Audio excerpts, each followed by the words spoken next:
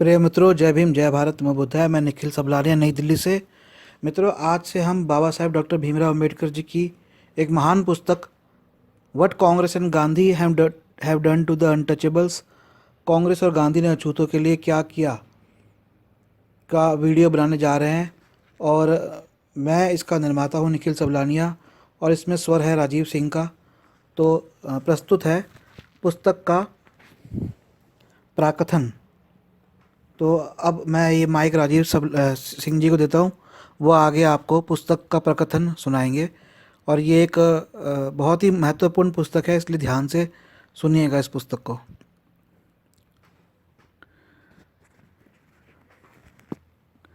वर्ष 1892 में इंग्लैंड में संसद के लिए एक नया चुनाव हुआ, जिसमें लॉर्ड सेलिसबरी के नेतृत्व वाले अनुदार दल की हार हुई और श्री ग्लैडस्टन के नेतृत्व वाला उदार दल जीत गया। इस चुनाव के बारे में एक महत्वपूर्ण बात यह थी कि चुनावों में अपने दल की हार के बावजूद लॉर्ड सेलिसबरी ने संसदीय प्रथा के विपरीत अपना कार्यभार उदार दल के नेता को सौंपने से इनकार कर दिया। जब संसद समवेत हुई तो महामहिम महारानी ने अपना रिवाजी भाषण दिया, जिसमें लॉर्ड सेलिसबरी की सरकार का विधायी कार्यक्रम विहित था और महारानी का संबोधित किया जाने वाला परंपरागत भाषण सरकार की ओर से प्रस्तुत किया गया। यह स्थिति ब्रिटिश संविधान के मूलभूत सिद्धांत के लिए एक चुनौती थी, क्योंकि उसमें केवल बहुसंख्यक दल की सरकार बनाए जाने का ही प्रावधान है। उदार दल ने चुनौती स्वीकार की और उस भाषण पर एक संशोधन पेश किया। संशोधन में लॉर्ड सेलिसबरी की सरकार की इस बात पर निंदा की गई थी कि बहुमत में ना होते हुए भी वह अपने स्थान पर जमी रही। संशोधन प्रस्तुत करने का भार लॉर्ड उस समय श्री एसविक को सौंपा गया। संशोधन के समर्थन में दिए गए अपने भाषण में लॉर्ड एसविक ने इस प्रसिद्ध उक्ति का प्रयोग किया, कॉस्ट फिनिता एस्ट रोमा लोक्यूता एस्ट, अर्थात रोम ने यह कह दिया है, यह विवाद अब समाप्त होना चाहिए। यह उक्ति मूलतः सेंट ऑगस्टाइन ने प्रयुक्त की थी, परंतु एक भिन्न संदर्भ में। इसे एक धार्मिक विवाद के दौरान प्रयुक्त किया गया था और इसका प्रयोग पोप की प्रभुता को आधार मानने के लिए किया जाने लगा था। श्री एस्क्विथ ने संसदीय प्रजातंत्र के मूलभूत सिद्धांत को बनाए रखने के लिए इसे राजनीतिक मुहावरे के रूप में प्रयुक्त किया। आज इसे ऐसे मूलभूत सिद्धांत के रूप में स्वीकार किया जाता है जिस पर लोकप्रिय सरकार चलती है, नामत राजनीतिक बहुमत को शासन करने का अधिकार। इसका सेलिसबरी सरकार पर तत्काल प्रभाव पड़ा और उन सभी दलों पर पड़ना ही चाहिए जो संसदीय प्रणाली वाले देशों में होने वाले चुनावों में हार जाते हैं। मुझे यह उक्ति उस समय याद आई जिस समय भारत सरकार अधिनियम 1935 के अंतर्गत प्रांतीय विधान सभाओं के लिए हुए चुनाव के परिणाम घोषित किए गए। कांग्रेस जनों ने वास्तव में शब्द तो नहीं कहे थे कि कौसा फिनिता एस्ट इंडिया लोकुता एस्ट, अर्थात भारत ने कह दिया है अब यह विवाद समाप्त होना चाहिए। किंतु जहाँ तक उन दलों का संबंध है जिन्होंने चुनाव में कांग्रेस का विरोध किया था, चुनाव का परिणाम यही कहता प्रतीत होता था, गोलमेज सम्मेलन और संयुक्त संसदीय समिति में 5 वर्ष तक कांग्रेस के विरुद्ध अस्पृश्यों का नेतृत्व करने के बाद मैं चुनाव के परिणामों से अप्रभावित रहने का बहाना नहीं कर सकता था। मेरा सम्मुख प्रश्न यह था, क्या अस्पृश्य कांग्रेस की ओर चले गए हैं? मेरे लिए यह कल्पनातीत थी।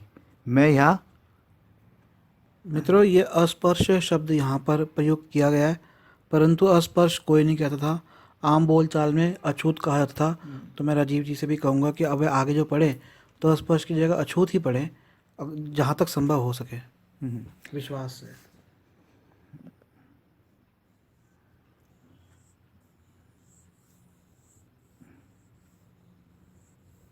मैं यह विश्वास नहीं कर सकता था, सोच भी नहीं सकता था कि अछूत केवल कांग्रेस के उन कुछ एक एजेंटों को छोड़कर जो कांग्रेस की धन दौलत से आकर्षित होकर विश्वासघाती बन गए हैं, कांग्रेस से मिल सकते हैं या यह भुला सकते हैं कि श्री गांधी तथा कांग्रेस ने इस प्रकार उनकी राजनीतिक संरक्षकों की प्रत्येक मांग का अंतिम क्षण तक राजनीतिक संरक्षणों की राजनीतिक संरक्षणों की प्रत्येक मांग का अंतिम क्षण तक इंच इंच पर विरोध किया था। इसलिए मैंने 1937 में हुए चुनाव के परिणामों का विश्लेषण करने का निर्णय किया। यद्यपि मुझे विश्वास था कि यह अध्ययन यद्यपि यद्यपि मुझे विश्वास था कि यह अध्ययन अछूतों की दृष्टि से अत्यंत महत्वपूर्ण है, तथापि यह काम बहुत ही धीमी गति से आगे बढ़ा। इसके 3 कारण थे।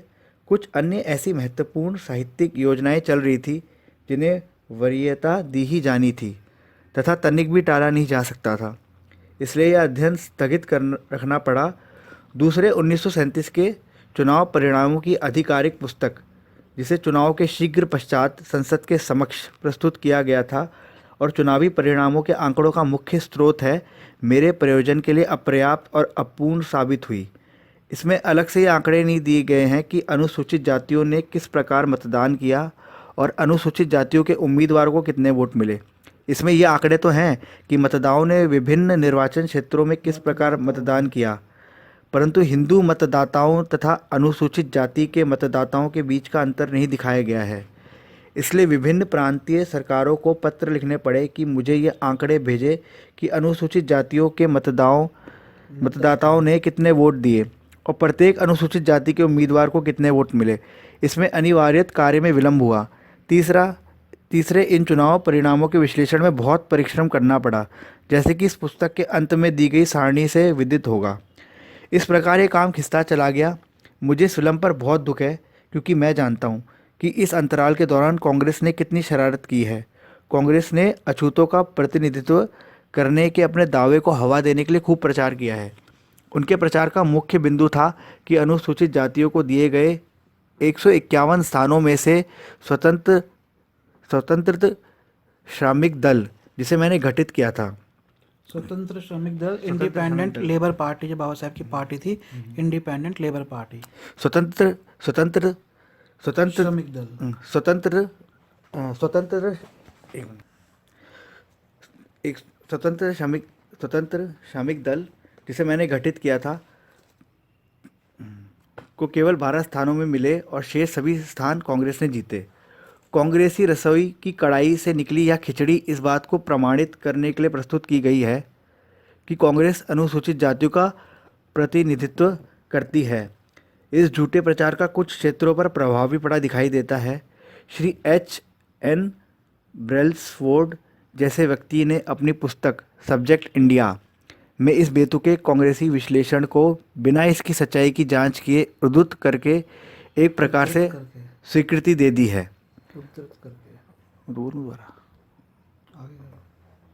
मुझे विश्वास है कि इस पुस्तक में किए गए चुनाव परिणामों के विश्लेषण से इस गलत प्रचार का पूरी तरह भांडाफोड़ हो जाएगा, क्योंकि कांग्रेस द्वारा किया गया चुनाव विश्लेषण एकदम भ्रामक है। वास्तव में 1937 के चुनाव परिणाम कांग्रेस के इस दावे को गलत साबित करते हैं कि वह अछूतों का प्रतिनिधित्व करती है।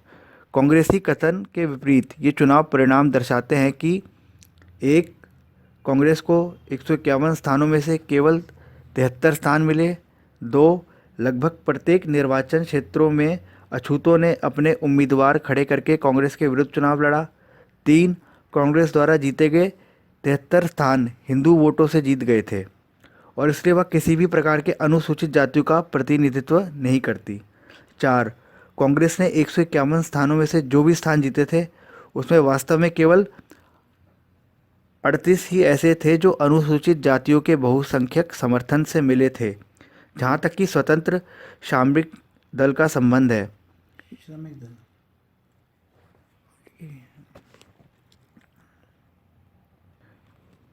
की टिकट पर केवल बम्बई प्रांत में ही चुनाव लड़े गए थे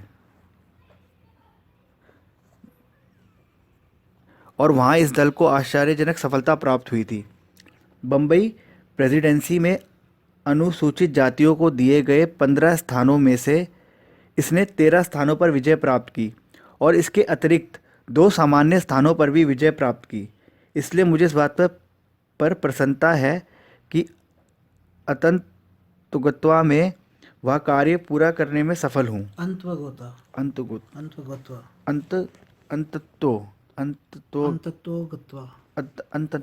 में वह कार्य पूरा करने में सफल हुआ। आगे यहाँ से, जिसमें लेश मात्र संदेह किए बिना सिद्ध हो जाता है कि ये कथा बिल्कुल मिथ्या है कि कांग्रेस ने अनुसूचित जातियों के लिए आरक्षित सभी स्थान जीते और स्वतंत्र श्रमिक दल असफल रहा। मुझे विश्वास है कि यह पुस्तक उन सभी के लिए रोचक और ज्ञानवर्धक साबित होगी जिनकी इस विषय में रुचि है और जो सच्चाई जानना चाहते हैं। प्रिय बंधु, आप सुन रहे हैं बाबा साहेब डॉक्टर भीमराव अम्बेडकर जी की पुस्तक what Congress and Gandhi have done to the untouchables, Congress और गांधी ने अछूतों के लिए क्या किया का प्रकथन। आज ये पहला वीडियो आप सुन रहे हैं। मित्रों, इस तरह के कार्यों को करने के लिए धन की आवश्यकता होती है। मैं आपका मित्र निखिल सबलानिया अकेले या हमारे और 2-4 मित्र मिलकर हम ये कार्य को नहीं कर सकते। संस्थागत रूप से कार्य को करना है। इसके लिए आपसे दान की अपेक्षा है। कृपया मेरा मोबाइल नंबर नोट करें 8527533051 8527533051 और ईमेल नोट करें SABLANIAN@gmail.com। मोबाइल नंबर दोबारा नोट करें जो कि व्हाट्सएप नंबर भी है 8527533051 8527533051। दान भेजने के लिए कृपया मुझसे संपर्क करें और बाबा साहेब की पुस्तकें और बाबा साहेब की प्रिंटेड टी शर्ट्स भी आप मुझसे ख़रीद सकते हैं, लेकिन दान अवश्य दें। जैसा कि मैंने कहा है कि यदि आप 1000 रुपये माह भी मुझे दान में दें और ऐसे अगर 1 लाख लोग भी अम्बेडकरवादी सोच के हो जाए तो मैं इस काम को बहुत बड़े स्तर पर खड़ा कर सकता हूँ। तो आगे प्रकथन सुनते हैं राजीव सिंह जी से। प्रारंभ करें राजीव जी। इस प्रकथन को समाप्त करने से पूर्व मैं उन सभी का आभार व्यक्त करना चाहता हूं जिनसे मुझे किसी न किसी रूप में सहायता मिली। प्रांतीय सरकारों ने मेरे पत्र का जो उत्तर दिया और मेरे द्वारा मांगे गए जो अतिरिक्त तथ्य तथा आंकड़े प्रदान किए उसका मैं आभारी हूं। उत्तर प्रदेश की कांग्रेस सरकार के संसदीय सचिव श्री करण सिंह काने सचिव गलत लिखा है, प्रिंट हुआ है, सचिव है वो, बोलो सचिव श्री करण सिंह काने BA विधानसभा सदस्य का भी मैं कृतज्ञ हूँ, जिन्होंने सारणियाँ तैयार करने के सबसे श्रम साध्य कार्य में मेरी सहायता की। जो पाठक उपरोक्त प्रकथन को पढ़कर विषय सूची से इसकी तुलना करेगा उसे तुरंत एहसास हो जाएगा कि इस पुस्तक में व्यावृत विषय इसकी सीमा से बाहर के हैं। उत्सुक पाठक यह भी जानना चाहेंगे कि उपरोक्त प्रकथन का विषय सूची से किस प्रकार का संबंध है। इसका स्पष्टीकरण यह है कि अपने वर्तमान अंतिम स्वरूप में यह पुस्तक अपने मूल स्वरूप से बिल्कुल भिन्न है। अपने मूल स्वरूप में इसमें बहुत संक्षिप्त रूप में उन मुद्दों पर चर्चा की गई थी जिनका अब इस पुस्तक के अध्याय 4, 5, 6, 7 और 9 में कहीं अधिक विस्तार से विश्लेषण किया गया है। प्रकथन का पहले भाग का पुस्तक के मूल स्वरूप का था। यही कारण है कि मैंने इसे उद्धरण चिन्हों के बीच रखा है। उत्सुक पाठक शायद यह भी जानना चाहें कि पुस्तक का अंतिम स्वरूप मूल से इतना भिन्न क्यों है। उत्तर बिल्कुल सरल है। मूल पुस्तक के प्रूफ एक मित्र व सहयोगी ने देखे थे। वह पुस्तक के सीमित क्षेत्र से असंतुष्ट था और उसने इस बात पर जोर दिया कि अछूतों का प्रतिनिधित्व करने के कांग्रेस के दावे की कलई खोलने के लिए केवल चुनाव परिणामों का विश्लेषण करना ही पर्याप्त नहीं है और मुझे इससे भी अधिक कुछ करना चाहिए। अछूतों को और विदेशियों को भी, जिन्हें कांग्रेस ने गलत तथ्य प्रस्तुत करके धोखे से अपने पक्ष में कर लिया था, मुझे कांग्रेस और श्री गांधी द्वारा अछूतों की दशा सुधारने की दिशा में किए गए प्रयासों से अवगत कराना चाहिए। पुस्तक चूँकि प्रूफ के चरण पर थी, हाथ में अन्य बहुत से काम थे। यह बहुत कठिन कार्य था जो मेरे वश का नहीं था, परंतु वह अपनी बात पर जमा रहा और मुझे इसकी योजना स्वीकार करनी पड़ी। मूल पुस्तक लगभग 75 पृष्ठों की होती है, परंतु इसे पूरी तरह परिवर्तित और संवर्धित करना पड़ा।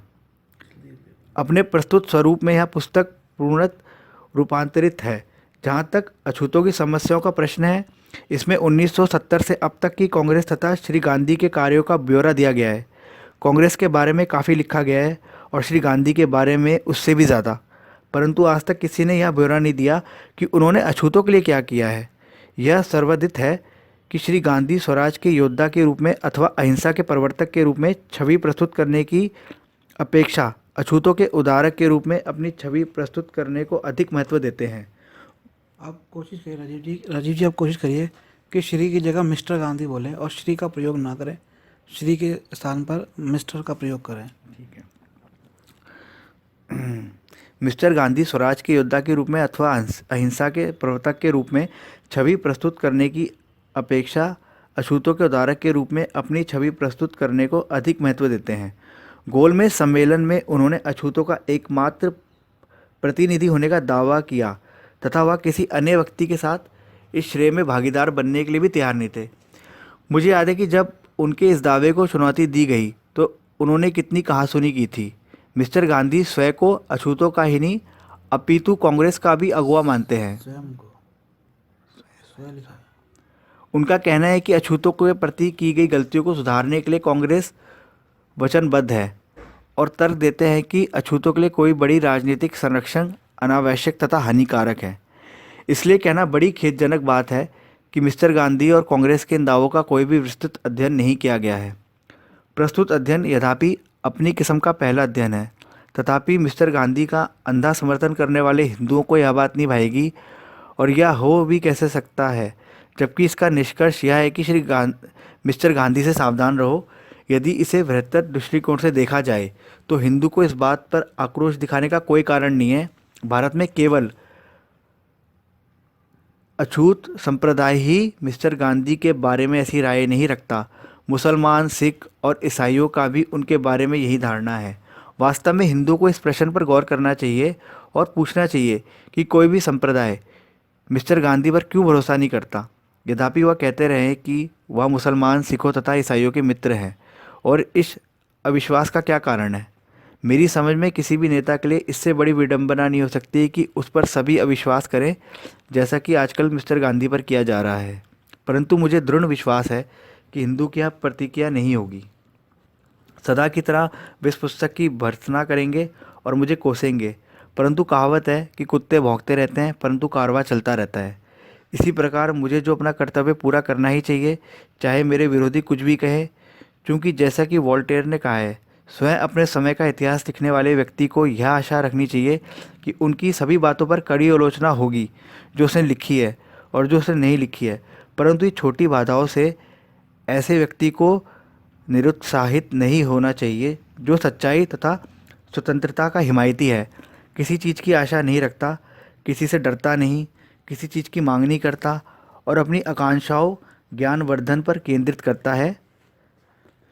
पुस्तक बड़ी हो गई है, कहा जा सकता है कि यह अति व्याख्यात्मक हो गई है और इसमें पुनर्वृत्तियाँ भी हैं पुनर्वृत्तियाँ भी हैं। मुझे इस बात का भान है, परंतु यह पुस्तक मैंने मुख्य रूप से अछूतों तथा विदेशियों के लिए लिखी है। इन दोनों के विदेशियों के लिए, हाँ विदेशी तो बोला है, लिखी है, विदेशियों के लिए लिखी है। इन दोनों ही के बारे में मैं यह परिकल्पना नहीं कर सकता कि संगत तथ्यों से अवगत हैं। इसलिए प्रबुद्ध व सुविज्ञ पाठकों की कलात्मक व तुनक मिजाजी प्रवृत्ति की अवहेलना करते हुए जो वर्ग मेरे दृष्टि में है, उनके तथ्यों व तर्कों से अवगत कराना मेरे लिए आवश्यक है। चूँकि इस पुस्तक का लक्ष्य राजनीतिक संरक्षण के लिए अछूतों के आंदोलन के संबंध में एक संपूर्ण सूचना सार प्रस्तुत करना है, मैंने इसमें आंकड़ों के अतिरिक्त कई अन्य परिशिष्ट भी जोड़े हैं। इनमें वे शासकीय तथा अशासकीय दस्तावेज हैं जिनका इस आंदोलन से संबंध है। मुझे विश्वास है कि जो लोग अछूतों की समस्याओं में रुचि रखते हैं, उन्हें यह सूचना एक ही जगह तैयार मिलने में दिलचस्पी होगी। आम पाठक यह शिकायत कर सकता है कि परिशिष्ट में दी गई सूचना आवश्यकता से अधिक है। इसके बारे में भी मुझे यही कहना है कि अछूतों को इस प्रकार की सूचना मिलना असंभव है जिसमें आम पाठक सरलता से प्राप्त कर सकते हैं। पुस्तक की कसौटी अछूत लोग हैं, ना कि आम पाठक। एक अंतिम शब्द, पाठक पाएंगे कि मैंने इस पुस्तक में अछूतों के लिए कई प्रकार की नामवली जैसे दलित वर्ग, अनुसूचित जाति, हरिजन और तुच्छ वर्ग का बार बार प्रयोग किया है। मैं जानता हूँ इससे विशेषकर उन लोगों के मस्तिष्क में जो भारतीय परिस्थितियों से परिचित नहीं हैं, उलझन पैदा हो सकती है। एक ही प्रकार की नामावली प्रयुक्त करने में मुझे बहुत हर्ष होता, परंतु इसका दोष पूरी तरह मुझ पर नहीं जाता। ये सारे नाम अछूतों के लिए समय समय पर शासकीय या अशासकीय तौर पर प्रयुक्त किए गए हैं। भारत सरकार अधिनियम में प्रयुक्त नाम अनुसूचित जातीय है, परंतु इसका प्रयोग 1935 के बाद प्रारंभ हुआ। इससे पूर्व इन्हें मिस्टर गांधी द्वारा हरिजन और सरकार द्वारा दलित वर्ग कहा जाता था। ऐसी बहती गंगा में किसी एक ऐसे नाम पर कायम रहना संभव नहीं है जो एक स्थान पर तो सही है परंतु दूसरे पर गलत हो सकता है। पाठकों की प्रत्येक कठिनाई दूर हो जाएगी यदि वे यह याद रखें कि ये सभी नाम पर्यायवाची हैं और एक ही वर्ग को दर्शाते हैं। Doctor B.R. अम्बेडकर। ये मित्रों प्रकथन यहाँ समाप्त हुआ और ये बाबा साहेब ने 24 जून 1945 22 पृथ्वीराज रोड दिल्ली पर ये अपना प्रकथन लिखा। और इसके बाद हम अब पुस्तक के अध्यायों पर जाएंगे और पहला अध्याय अनोखी घटना होगा जिसे कि आप वीडियो 2 में सुन पाएंगे। मित्रों मैं ये पुस्तक इंग्लिश में पढ़ चुका हूँ और अब इसका हिंदी रूपांतर किया जा रहा है और मेरे मित्र राजीव सिंह आपको प्रकथन सुन के वह पढ़कर सुना रहे थे और मैं निखिल सबलानिया इस वीडियो का निर्माता। और जैसे कि इसमें बाबा साहब ने बताई प्रकथन में मैंने से सुना दोबारा से जब राजीव जी पढ़ रहे थे तो बाबा साहब ने बताया कि ये अनुसूचित जाति के वर्ग को इसमें जो पुस्तक के अंदर जो सूचनाएं हैं वे उनको बड़ी मुश्किल से ही प्राप्त होंगी। और बाबा साहब ने एक और बात बताई कि ये पुस्तक मैंने अनुसूचित जाति के वर्गों के लोगों के लिए और विदेशियों के लिए लिखा है। विदेशियों के लिए उन्होंने पुस्तक लिखी इसका एक बहुत बड़ा कारण है और उस कारण को बाबा साहब ने इस पुस्तक में बताया है कि मिस्टर गांधी निरंतर जीवन भर जहाँ तक अछूतों का प्रश्न रहा उस पर विदेशियों को मूर्ख बनाते रहे, धोखा देते रहे। इसी पुस्तक में बाबा साहब बताते हैं कि मिस्टर गांधी अपना एक पेपर निकालते थे इंग्लिश में और एक पेपर निकालते थे अपना हिंदी में या शायद गुजराती में, और जो वो इंग्लिश पेपर होता था क्योंकि वो विदेशी पढ़ते थे तो उसमें मिस्टर गांधी जात पात का और वर्ण व्यवस्था का खंडन करते थे, उसके विरोधी होते थे। और जो पेपर वह यहीं की भाषा में भारत की किसी एक भाषा में निकालते थे हरिजन नाम से शायद, उसके अंदर वे जात पात का और वर्ण व्यवस्था का समर्थन करते थे। तो ये दोगलापन, ये ढोंगपन जो मिस्टर गांधी के अंदर था उस ढोंगपन को बाबा साहब ने अपनी इस पुस्तक में उद्धृत किया है और जो कि आप आगे सुनेंगे। और एक बहुत अच्छी पुस्तक है ये। पूना पैक्ट भी इस पुस्तक से क्लियर होता है। बहुत से लोग पूना पैक्ट पर अनेक पुस्तकें तो पढ़ते हैं परंतु उनको पूना पैक्ट स्पष्ट नहीं हो पाता। तो इस पुस्तक को जब आप आगे अगले वीडियोस में देखेंगे तो आपको पूना पैक्ट भी स्पष्ट हो जाएगा। साथ ही ये पुस्तक एक बहुत ही महत्वपूर्ण और ऐतिहासिक पुस्तक है। ये पुस्तक न केवल इतिहास के छात्रों के लिए या इतिहास को जानने वालों के लिए बल्कि राजनीति को समझने और जानने वालों के लिए भी बहुत महत्वपूर्ण है, क्योंकि बहुत से लोग समझते हैं कि भारत आज़ाद हुआ 1947 में, फिर यहाँ पर चुनाव हुए। चुनावों की प्रक्रिया 1875 या 92 के आसपास शुरू हो चुकी थी। मतलब 19वीं शताब्दी में ही चुनाव हो चुके थे और 1935 में गवर्नमेंट ऑफ इंडिया एक्ट आया था और 1919 में एक और एक्ट आया था, गवर्नमेंट ऑफ इंडिया एक्ट आया था। और ये जो हमारा संविधान लिखा गया ये कहीं ना कहीं हमारा तीसरा संविधान था जो कि लिखा गया था। इससे पहले भी हमारे कॉन्स्टिट्यूशन लिखे जा चुके थे। बेसिकली कॉन्स्टिट्यूशन को नाम नहीं दिया था जो कि गवर्नमेंट ऑफ इंडिया एक्ट के नाम से थे और उसको लिखने वाले मोतीलाल नेहरू थे। तो ये कई इन्फॉर्मेशन की यहाँ पर पहले भी चुनावी प्रक्रिया चलती थी और कांग्रेस किस तरह से एक बहुत बड़ी झूठों की पार्टी है और ये झूठ बोलना कांग्रेस की शैली ही नहीं बल्कि जीवन शैली है हर कांग्रेसी की। ये इस पुस्तक के अंदर बताया गया है। तो आप कभी किसी कांग्रेसी का भाषण भी सुनेंगे तो देखिएगा कि कितनी लीला पोती करना, जिसे मुझे एग्जैक्ट हिंदी का वर्ड नहीं पता पर जिसे कहते हैं मीठी मीठी बातें करना, लीपा पोती करना और मीठी मीठी बातें बोलना, ये कांग्रेसियों की जीवन शैली, जिनकी वार्तालाप की शैली जो है, ये शैली जब बाबा साहब ये पुस्तक लिख रहे थे तब भी थी और उससे पहले भी थी। तो एक बहुत खतरनाक पार्टी कांग्रेस पार्टी, उससे सावधान रहने की सबको ज़रूरत है और इसीलिए ये पुस्तक है। और मैं सिर्फ कांग्रेस का विरोध नहीं कर रहा हूँ बल्कि यहाँ पर एक बात मैं ये भी बता दूँ जो कि अभी फ़िलहाल मैं एक प्रोग्राम देख रहा था तो मेरे बात में दिमाग में आई कि बीजेपी, तो बीजेपी भी कोई अलग नहीं है क्योंकि दोनों ही पार्टियाँ ब्राह्मणों द्वारा चलाई जा रही पार्टियाँ हैं। तो भारतीय जनता पार्टी का एक सबसे बड़ा उदाहरण देता हूँ कि भारतीय जनता पार्टी जो अब आई है सत्ता में और कांग्रेस का विरोध करके आई है, मोदी जी ने राहुल जी का बहुत विरोध किया है, परंतु यही वही बीजेपी है कि जब वीपी सिंह की सरकार बनी थी और कांग्रेस के विरुद्ध वीपी सिंह खड़े हुए थे, तो इसी बीजेपी ने उनको समर्थन उससे वापस ले लिया था, बीजेपी वीएचपी से, क्योंकि इसे जनता दल से, क्योंकि वीपी सिंह की सरकार के समय जो भारत का और शोषित वर्ग था, शूद्र वर्ग जो तो ब्राह्मणों के द्वारा शूद्र करार कर दिए गए थे, जिनको हम आज ओबीसी बोलते हैं, अदर्स बैकवर्ड क्लासेस, जब उनको संरक्षण और प्रतिनिधित्व दिया, जैसे कहते हैं आरक्षण, तो उसके विरुद्ध ये बीजेपी हो गई थी, अर्थात उन्हीं हिंदुओं के विशेषकर विरुद्ध हो गई थी बीजेपी, जिनको लेकर ये राम मंदिर तोड़ने निकले थे, बाबरी मस्जिद तोड़ने निकले थे राम का नाम लेकर। तो ये बात आपको समझने की है। हमारी ये पुस्तकें बनाना एक राजनीतिक कारण है कि हमारे देश के अंदर बहुसंख्यक का, निम्न वर्गों का शासन दोबारा आए, इसलिए मैं इन पुस्तकों का निर्माण कर रहा हूँ। और इसलिए आप ये पुस्तकें ज़्यादा से ज़्यादा खरीदें और वीडियो के फॉर्म में भेजें, और धन जरूर भेजें हमें दान के रूप में, अन्यथा ये काम करने बहुत मुश्किल है। और इसी के साथ भारत के सुदृढ़ भविष्य के साथ मैं अपना ये आज का वीडियो समाप्त करता हूँ। योगेश सिंह जी का धन्यवाद करता हूँ, और राजीव सिंह जी का धन्यवाद करता हूँ कि उन्होंने अपना स्वर दिया, और आगे पूरी पुस्तक में अपना स्वर देंगे, वही आपको सुनाने वाले हैं। मैं सिर्फ बीच बीच में आपसे आके अपनी बात कहूँगा।